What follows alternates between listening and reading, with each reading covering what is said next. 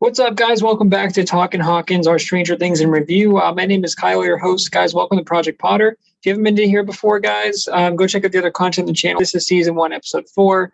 A very good episode, guys. So if you haven't seen the series before, what I do is go through kind of my thoughts on the episode. Our Hawkins hero, which is my favorite character. Our mouth breather, which is where we get the term in this episode, which is my least favorite character, and a score out of 10, guys. So kicking it off, season 1, episode 4. Guys, we pick it up right where we left off at the end of last episode, where we find Will Byers' body. You know, Joyce is kind of like, everything's like flashbang. She can't hear anything. And Hopper is asking her like, Joyce, and she can't believe it. And no one really can believe that it's Will. And he's like, hey, when I lost Sarah, he's like, couldn't tell like what was in my head, what isn't. Hopper's great in this episode. Joyce is great in this episode. We get a lot of important Jonathan and Nancy stuff, and we start to see Steve like kind of, we saw him kind of be a dick. And I didn't touch on this last time, guys. So there was the scene I forgot to mention last episode where Steve and Tommy and Carol catch Jonathan and Nancy's there. And they're like, oh, you know, the girl walked in on Jonathan, who was developing the pictures, which is weird because anyone else can just walk into the booth. And so she like finds Jonathan there and she's like, oh, and I think her name's Nicole or whatever. And she tells the group that like basically Jonathan was peeping. They pick on him and Steve's like, no, we got to take away his toy. And he drops the camera and like shreds the pictures.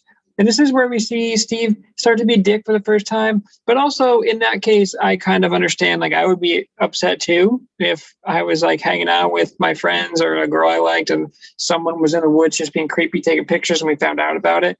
I'd be upset too. So I don't blame Steve here. But Steve is more of a dick in this episode because they're looking for Barb and Nancy's really worried. And Steve is like, oh my God. He's like, dude, my parents are going to kill me. He's like, don't tell them about the beer. He's like, the police are going to get involved. And Nancy's like, are you serious? She's like, a person is missing, dude. You're worried about your dad? And he's like, my dad can be a real dick. And she's like, I can't believe you. And that's where Nancy starts to be like, all right, Steve, you're caught up in yourself. You're being very selfish here. I saw the Demogorgon briefly. And she's like, it was a man without a face. And they're like, oh, okay. And that's what Joyce ends up saying. And so that's what Jonathan makes the connection because he's at the funeral home looking for like a casket for Will. And then he's like, a man without a face. And she's like, how did you know that? And they have a really actually sweet scene in the picture developing room where it's all red. And I really love that red hue that it's got there. And she's like, oh, so you do this a lot? And he's like, yeah, I'm sorry, I should have taken that picture of you. And it's like, oh, now they can start to heal. But Nancy is so sweet where she's like, oh, it's okay. And she's starting to see the softer side of Jonathan. And she's coming off with Steve being a dick. And now Jonathan's being nicer. And I would have liked her to be a little bit more pushy with being like, you shouldn't have taken those pictures. But he kind of just says, I'm sorry, that was messed up of me. And then he talks about how like he thinks it's easier to observe people because you can see exactly what they're thinking. And he's like, it's easier than talking to them. And she's like, what was I thinking? And he's like, the Joyce and Jonathan scene is really, really powerful where she's like, I don't know what that thing is in there, but that's not Will because she's like, he has a birthmark on his right arm and we never know if that's confirmed or not. But this is like an imposter as we find out at the end where Hopper, who's like getting shit done in this episode, guys. He's going around, he's punching other cops, he's going to bars.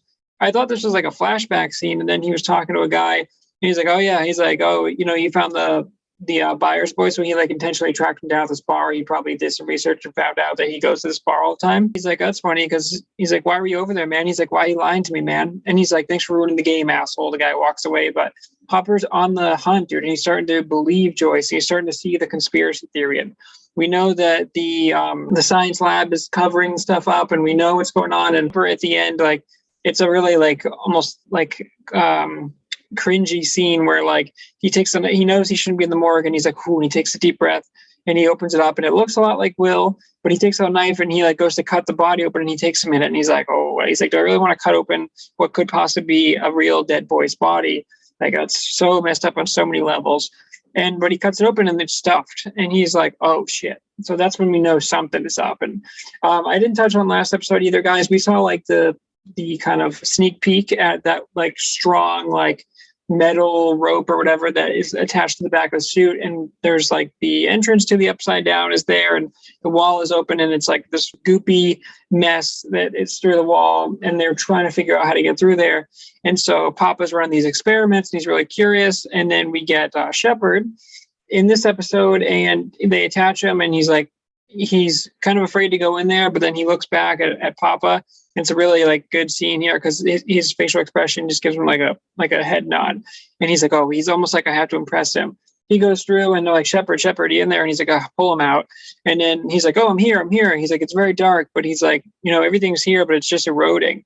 And he's like, wait, something else is in here. And he starts getting attacked, and they're like, pull him out. And it's a like genuinely horrifying scene where they pull him out and he's screaming, and then like you see the wire going around, and then like it just like cuts him in half or eats him or whatever, and then like they pull it out, and there's a great shot where it just slowly drags out with the blood. It's like just the back of the latch, and that's when we know something bad is up. But yeah, guys, just a really good episode. The cast was strong again. We get 11's scene.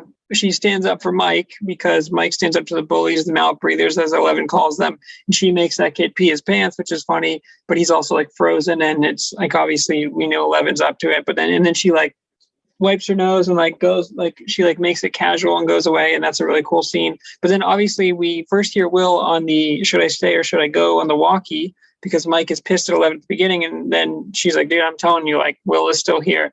And he's like, oh, okay. And that's when Mike tries to convince the group. And then they go into the AV station behind me. And then like 11's able to tap in. And then like they listen to Will and Joyce's conversation. And there's a really good scene where Joyce is looking through the wall and she finds Will in the upside down on the other side. And she's like, they're right there. And he's like, Mom, it's here, but everything's dark. And she's like, I'm going to find you. But she's like, I need you to hide right now. Okay. And like the wall like closes up, and that's the conversation they're listening to. And then she takes the axe and she goes to chop it down, and it's just a hole in the wall. And so again, Joyce looks like she's crazy, but we all know that Joyce is actually the one figuring this shit out, and Hopper's starting to believe her a little bit. And I think him cutting open the fake Will imposter is the first sign that like something bigger is happening. And so just a really, really strong episode, an emotional episode. And I just really enjoyed it. Hey guys, our Hawkins hero, it's Chief Hopper. I'm trying not to pick the same people. I know I picked Hopper, I think the first episode. We're only a few episodes in now, guys. But Joyce was, again, excellent. Winona Ryder is just absolutely killing this role. I thought Jonathan was good in this one. He had a little bit of a lesser role, but we're starting to see him kind of be like, he's trying to be like, hey, we have to put a funeral here. We have to like bury that body. And he's kind of like butting heads with his mom. Joyce knows what's up. And then Hopper is starting to know what's up. And they're starting to put together the pieces. But Hopper is the one who's like really pushing the envelope here, where he goes and finds that guy and he knows something's up. And remember, guys, he knew that they lied to him about the cameras. And he went to go visit them because it wasn't raining. So this is when he was starting, or last episode, I think it was, when he was starting to be like, I don't know about this. And then this is just continuation of that. So Hopper's awesome. I love how he's like bending the rules to get things done, where he goes to the morgue and they're like, you can't be in here. And he's like, I'm just going to punch you in the face and keep going in there. So that's how he gets stuff done, guys. That's how Chief Hopper does it. So Chief Hopper, David Harbour as Chief Hopper, I should say, once again, excellent. And I think he was my favorite character in this one. Okay, guys, the mouth breathers. I'm not going to give it to the bullies, even though I could have given it to the bullies. They got their comeuppance in this one. 11 gave them their medicine there.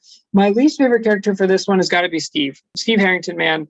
He really is he's losing Nancy, and the fact that he's like, man, don't tell him about the beers. And it's like, dude, Nancy's like, yo, my friend is missing, and he obviously doesn't care about Barb, and he was making fun of Johnson, earlier, and he's obviously doesn't have a ton of compassion, at least in season 1. I know, well, I'm not going to say anything, guys, right? If you haven't seen the series before, Steve kind of devolving into the classic jock, dick. I don't care about anything. I'm just trying to get the girl.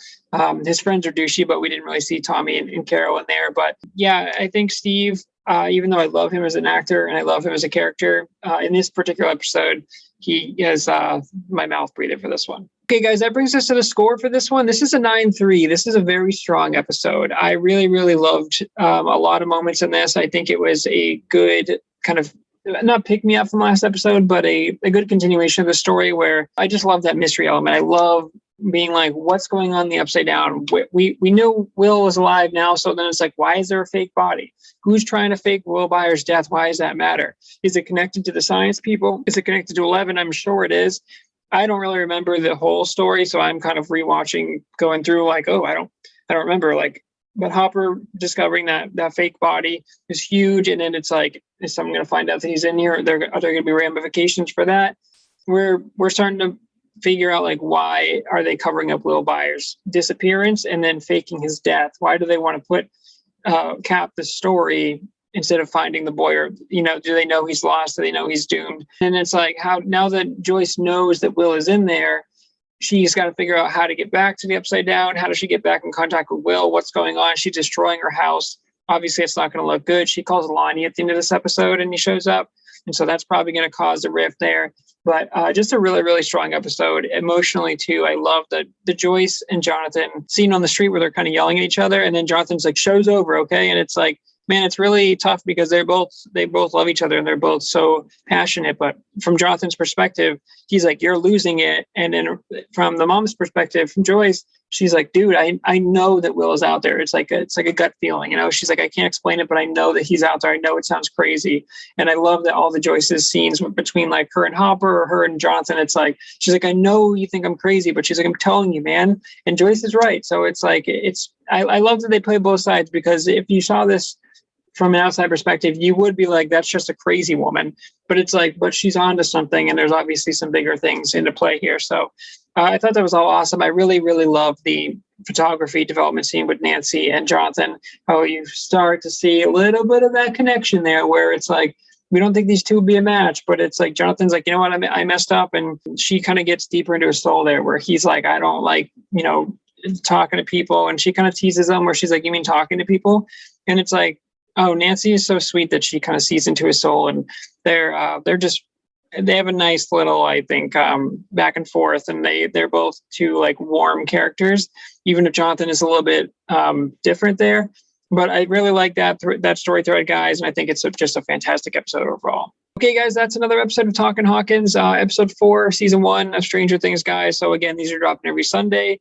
Like, comment, subscribe if you guys did like the content. Things are getting good. Again, this is still a horror show. There are still some really creepy elements going on there. When that guy gets dragged out and it's just the latch, it's like, oh my God, such a great shot, dude. But appreciate you stopping by. Until next time, guys. Peace.